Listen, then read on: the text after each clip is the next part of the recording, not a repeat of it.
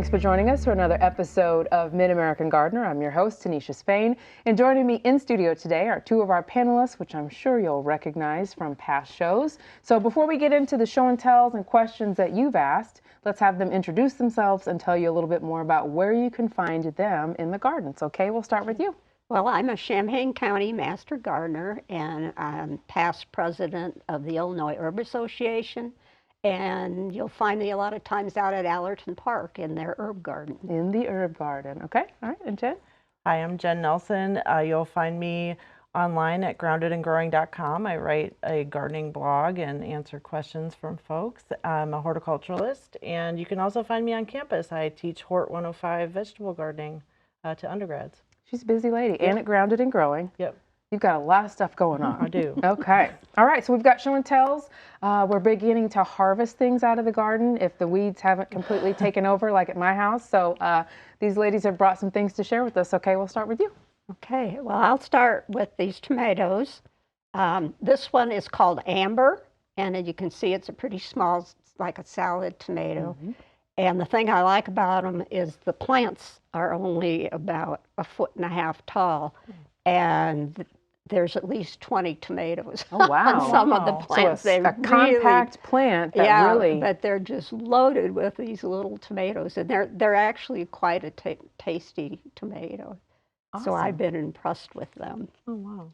And this other tomato is called Chocolate Stripe, and you can see that it has green, it's actually green stripes and a dark red, but when you cut into it, it's almost too pretty to cut into. It's real dark when it gets ripe. It's real dark on the inside. Now, what do you use with that one? Is that more of a cooking tomato? Is that for sandwiches? Whatever. Yeah. I don't eat them, so I have to live through others about how they're prepared. Yeah, you can just slice them and eat them, yeah. Or you can make bacon, lettuce, and tomato sandwiches. Or I made some tomato soup a couple days ago. Yes. And I used some of these in that. Excellent. Now, have you had, because we've had some sort of wild weather this summer with lots of rain and then no rain. Did your tomato plants show any signs of distress, or did everything fare well this summer? The tomatoes were fine because I have them on a soaker hose. It's been really, really dry, and I've just watered and watered and watered. But they're along a trellis. I use cattle panels, which I don't know if as trellises, and they're about 4 feet high or so. So I had them along there, and they were mixed in with some beans and some other things. So my tomatoes have done really well this year. Good deal. Good deal. I was wondering because everything else has been a battle. That's what I was going to say. Like, how did everything else fare? Because it's just been crazy from that cool spring to no rain to all the rain and everything in between. Yeah. Well, I found that the hot summer plants have done a lot better than the fall or the spring, early spring stuff. Stuff didn't come up, and it didn't, didn't do anything. And I'm just now getting some broccoli. Yes, the plants have been in for about 3 months. Same here. Same here. It's been wacky. So yeah, but the hot weather thing seemed to fared a little better. Good deal. Okay. All right, Jen, we'll go to you next. What do you want to start with? I'll do a show and tell. I can also add that my tomatoes look terrible, and I feel like a total fraud as the expert here. But yeah, not your fault. No, the only thing I've got is I have a few peppers, which I brought one to show, and I have all the yellow squash. So hope you didn't leave your car unlocked because you might find some squash in there. But this is a pepper that I'm growing in a container, and I bought it purely because it's orange, and I have an orange and blue garden, so it is in a pot. It's called Valencia Orange, and the picture on the tag was just a typical bell pepper, but they're all coming out round like this, and I thought, oh, it's just like a one-off, like it was an early one, but they're all like this. And I looked it up online, and they all show a bell pepper picture, like a normal-looking bell pepper, so I don't know if it's surely the weather is a contender for a factor that would make this happen, but it definitely is showing the fact that tomatoes and peppers are related. It looks like a little tiny orange tomato, but it's a very good pepper. It's very sweet. I was just going to ask if it was sweet or Yeah, no, what I the was prepared. flavor I was was. like, gosh, it's kind of small. I hope it's not mismarked and it's like super hot and gonna tear our mouths apart. But no, it's super sweet. I used it in some baked beans over the weekend and it was great. Oh, nice. I did think it was a tomato when you first came in. I did too. It looks like a little tomato. And you said they're all that They're same all shape? like this. So I'm thinking it's either like a mismark or it's a weather factor. Yeah. But it kind of, I thought Valencia orange, maybe they're supposed to be round and look like oranges. I don't know. Ah. But the pictures online all show a bell pepper shape. Huh. I don't know, go figure. Well, as long as it's delicious, I guess. Right? And, I guess you win. And it's, something that's actually producing, other than some stuff has just been such a mess at our house. Like I have harvested 2 cherry tomatoes. That's all so far. Wow. Yeah. Wow. Any rodents? Do you guys have rabbits or any other critters wreaking havoc? You have raised beds, right? Yeah, but this is the year for critters at our house. We have chipmunks wreaking havoc across the neighborhood, going house to house, and deer. And the deer, I think I'm pretty sure it was deer that ate every one of our peaches. And, my son Andrew, he said, let's harvest the peaches one night when it was getting dark. And I said, no, it's getting dark, let's go in. And the next morning, every peach, there's a nice pile of pits at the base of the tree, and a couple still on the tree, half eaten. With bites out of them. I Yes. saw those pictures that you posted, and I thought, ooh, Sad day at the house, since we've been watching those peaches all summer. waiting for them. And you Exactly. didn't even get to enjoy them. We have squirrels that Squirrels. eat. We have a pear tree, and it's called a suckle pear, and they're real little, and they're really sweet. Ah. And the last 3 years or so, we haven't gotten a single one to eat because right when they're getting ripe, the squirrels eat them They all. come in and get them. Isn't that something? It's so frustrating. They're watching it too, just Yeah, like they we're are. watching We're all it. closer watching than it. I am, I think. Whoever gets there first is the one who gets to enjoy the fruit. Okay, and you bought some cucumber as well. I do. My husband and I love crab cakes. Okay. And traditionally, you make a remoulade sauce with crab cakes. Okay. And it's a mayonnaise-based sauce. And it contains a cucumber called a cornichon. And I had no idea what they were. That's kind of like a little gherkin. Okay. So I found these seeds, and this is basically a cornichon type cucumber. So for the sauce and for pickling, you use them when they're real little like this. Gotcha. And then I've been eating them when they get big, and they're really good when they're big. Now these little ones I've scraped them off, but they've got these little tiny dark spiky things, and they really hurt when you Oh, well, good thing you took those off. I just take a scrubby and scrub them all off. So I have not made remoulade sauce, so I haven't used these yet for that. So picking them younger, is there a different flavor that you can expect from that? Yeah, I don't think they're that much different. It's just a little bit different. It's just they're small, Gotcha. but they're ripe.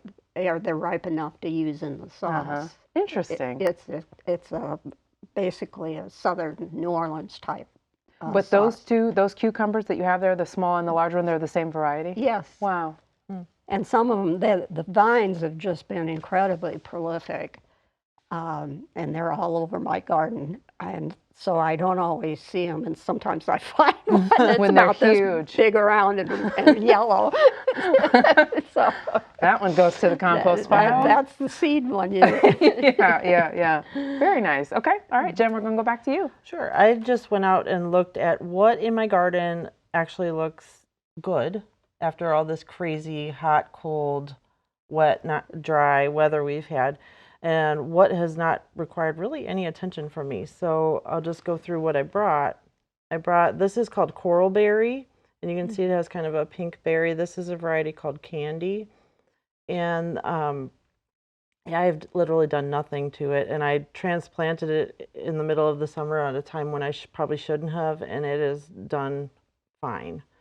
This is one called an Italian Arum, and it's more of a bulb that you would plant in the fall, but it comes up with leaves in the spring, and they kind of have kind of an arrowhead shape with white veins in them, and then the leaves die back, and then you get these sort of spathe flowers where you have like a peace lily. And then, so this would be, so there would be kind of a leaf-looking thing behind that, and then these berries form. And this is in my orange and blue garden. I'm always looking for things that are orange, that are perennials besides daylilies. And so this took, when you think about it, there's not a whole lot. No, you're right. Yeah. So, but this has taken a while to get established, but I have it in a spot where I don't really mess with it, and it does pretty well. And literally nothing required of me. Those are the best kind. Yeah, right. Just marvel at them and keep on doing other things. Maybe clean it up once in the spring. And then the other things I brought, we always talk about knockout roses on the show, but we don't realize there's like a whole loads of other shrub roses out there that are just as great, in my opinion. A couple that are in my garden, this orange one, again, from the orange and blue garden, is from the series called Oh So Easy, and it's paprika. And I never knew this, but my son Andrew figured this out when we were coming to the show today, that it has a good, nice rose scent. I didn't realize that. They were saying it smelled a little like cherries to them, my kids. And then this is another shrub rose called Campfire. This one's kind of an old flower, but you can see it's got the sort of hot pink tips on the white petals. And it reminds me of the big hybrid tea Peace, if you've heard of that one. This is one that hardy geranium. We think of what we plant, the red flowers in the pots, those are pelargoniums, but we call them geraniums. These are the perennial geranium. And this one's called Roseanne, and I love it because it gets big and full and covered in flowers pretty much all summer. Nice. These are out by my mailbox, which is like death to all plants. It's like what you you would call it a hell strip. It's like surface of the sun. And this and some Angelina sedum just grows like crazy out there. And then this is one that's flowering. This is a Joe Pye weed. There's a native plant version that's like 6 feet or more tall. This is a cultivar that's a little shorter. I lost the tag for it, so I don't remember the cultivar, but there are several out there that are on the shorter side. And the butterflies go nuts for this. Very pretty. Now, all of those are perennials? All of those are perennials. Very nice. And all of those have thrived in this hot mess weather and no intervention from me. All right, so check all those. Check. Those can stay, right? The first ones with the berries that you showed us, are those on a bush? This one, the cloudberry, is like a shrub. It kind of reminds me of a spirea in terms of how it, kind of how it sits. It's been kind of struggling where it was. That's why I moved it. So, but it seems to be doing all right so far. What about pests? Have you been dealing with any insects? Or I know we talked about critters, but the biggest thing has been the critters this year. I have not seen much of like Japanese beetles or anything like that. I'll send you some of mine. Oh, don't! You've been fighting with Japanese beetles, oh my gosh, yes. I think I lucked out in getting some. I had a massive failure of some things I planted because of stupid chipmunks digging up the seeds, and I replanted all my squash and my melons, and I haven't had any squash bugs, and now I'm saying it on TV, so they're gonna be totally infested by the time I get home. But I think maybe that later planting. That later planting is one. That's one way to avoid some of the pests that come at a typical interval, like typical time of year. Interesting. Now, what do you do for the Japanese beetles, or have you just lost the war? There's nothing you can do. That's it. I just, let them go. I usually have like great aspirations of like coming out and collecting, knocking them off, them into the bucket, and that lasts for a couple days, and then like, oh God, no, I can't do this every day. I can't do this every day. Yeah, they're just too prolific. We've got them in our blackberries, and they're in the pole beans, and I just shake the trellis and they all go flying off, but that only lasts about 5 minutes. And then they all come back. They all come back. Okay. We've got a couple of questions sent in from folks, and we'll do number 56, and you guys can both weigh in on this one. Okay. This is a question about a squash plant. They say, I have a squash plant that is really wilting and wondering if I need to pull it and get rid of it. Don't see any bugs on it, but did see one on the next plant to it. And they say they sprayed it with 7. So what are your thoughts there, both of you? I would say it's probably squash vine vine borer. borer, yeah. And spraying 7, unfortunately, is not going to do anything for it because the squash vine, 7 has to contact the insect. It's a contact insecticide. So in the case of squash vine borer, once the plant is wilting, there's a larva that has tunneled inside the vine, and it's basically destroying the plant's capability of bringing water to the leaves. Oh. So a couple of things you could try, and I've done this at home, so I know you can try this at home. You can look at the base of the plant and you'll see kind of some little yellowish frass from where the larva has tunneled in, and you kind of find the hole where it went in the vine. You can use a pocket knife and kind of slice the vine open and find it, pull it out. Do surgery. Wow, you've done that? I've done it. It doesn't always work, but I've done it. And then if you catch it early, it's more likely to work. And then the thing about squash, where the leaves attach to the vine, those nodes can sprout roots if they're laying on the ground. So you can kind of try to promote that by pushing some soil on the nodes and try to encourage them to root there. Sometimes you can save it, sometimes not.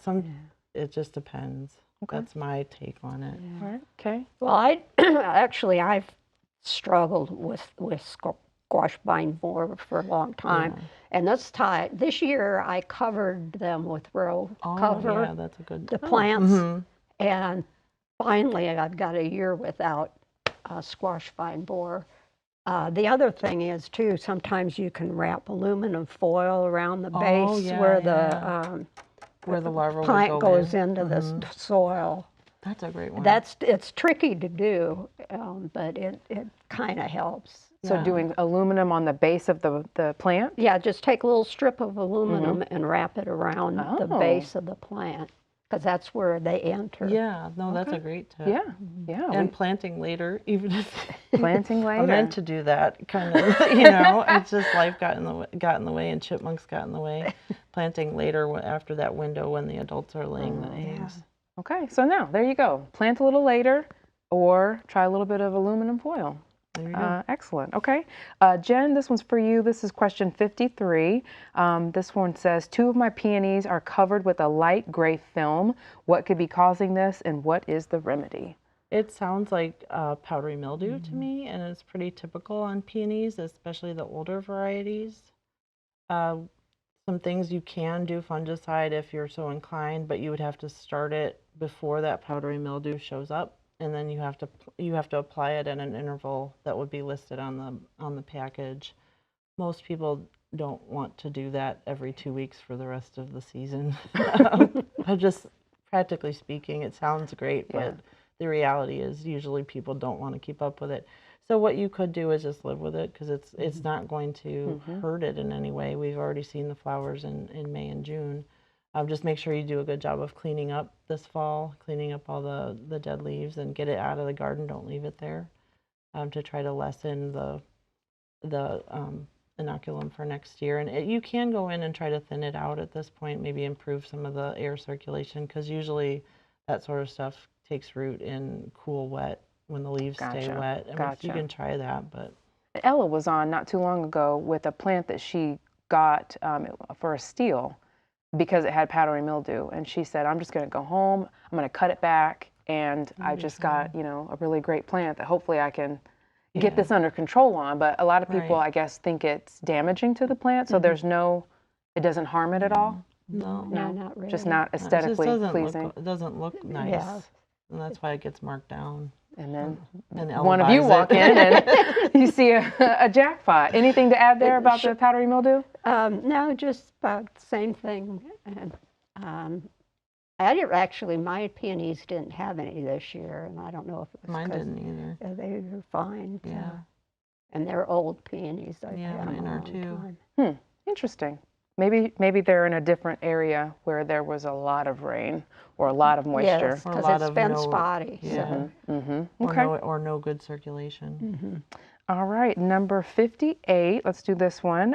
Question is, can anyone tell me what this weed is? It is growing all over my garden. It has leathery leaves that remind me of a succulent. The stem is reddish and rubbery. Each plant can grow quite large if left unchecked. Is there any way to control it other than hoeing? And we've got a picture of it, of the weed there. So what have you decided that this is? It's purslane. As far as controlling it, I mean, you could use a weed killer, a broadleaf weed killer on it. I never have. I've just pulled it up. Yeah, it's easy to pull out, Right. especially if the ground's a little damp. But it's also edible. Yeah, it is also edible, so you could. Probably can't eat that much, but It's one of those that shows up where you have compacted soil, where it's super hot. It's related to same genus as the annual moss rose, if anyone's familiar with that, portulaca. So if you've got a hell strip that nothing can grow in by your mailbox, you should plant purslane or portulaca. But that will be one that would naturally show up because it doesn't mind those conditions. Gotcha. And it does. It's got a really shallow root system. You can just Yeah. yank those right out. My chickens like to eat that a lot, Yeah. so I kind of just don't even bother with it. There you go. Okay. Another question. This is about knockout roses, number 59. This person has knockout roses. They are south side of their property getting direct sun. And they say if you can see closely, the leaves are chewed and the bushes don't look healthy overall. The question is, should I replace them or cut them back? So when you're having issues with roses, as people do, especially knockouts, what are your suggestions there? I think taking out the dead, or the picture that she sent, there was quite a bit of dead plant material at the bottom. I would get that out of there. The damage to me looked like potentially leafcutter bees, which is not really something that you would control. I was thinking maybe time of year, maybe Japanese beetle, but you would see a skeletonizing of the leaf where it's kind of like the veins are left and all the things in the middle are gone. I would wait and see. Being that it's on the south side and direct cooking in direct sun all day, I would question whether you've got enough moisture on the plants. And so maybe making sure you get that moisture on there, especially if you planted them recently, and maybe get some mulch around the base. But definitely give them another chance. I'm not one that rips out plants immediately. I always like to wait till I'm sure they're completely dead. Like no green at all, not There's even no a shoot, chance. Yes, yes. nothing. I love nursing something back from one shoot, Yes. as you well know. It's so funny because Kelly also, she's another one of our panelists. She's the greenhouse grower. And so she's like, get yank rid of it, throw it away and get another one person. And then you've got Jen who wants to nurse them back to health. It's so Save funny. them all. It's so funny how you guys all have your different niche. Yeah. We've got about 2.5, 3 minutes left. I'd love to talk a little bit more about what you guys are growing at your own house, flowers or vegetables, and what's going well this year. I know you talked about your tomato plants are doing really well. My beans are doing really well.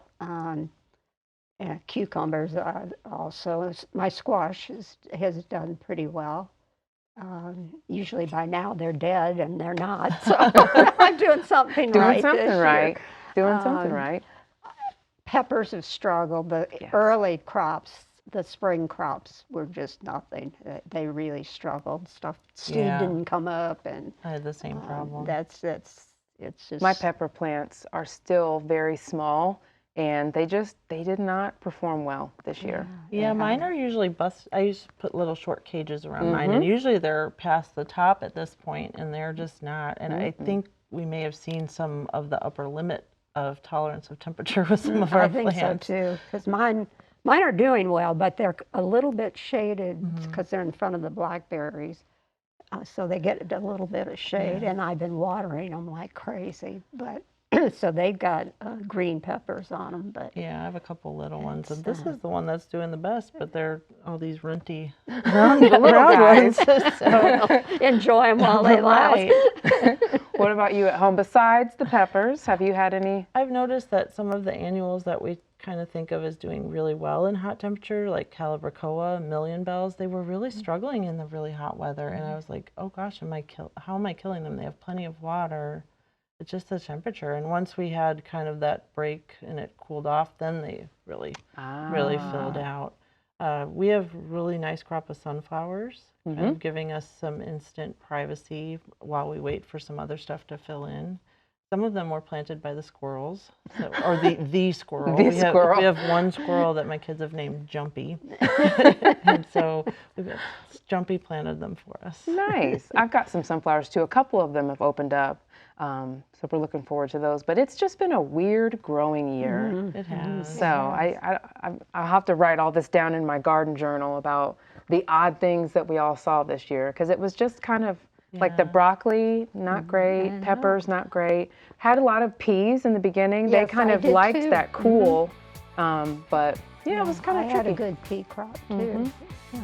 Oh, my saucer magnolia had a couple blooms on it in July, so that's strange. I'll have to look that one up. All right, well, we are out of time. Thank you guys both for coming and sharing your time and talents with us, and thank you for watching, and we will see you next time. Thanks. Bye-bye.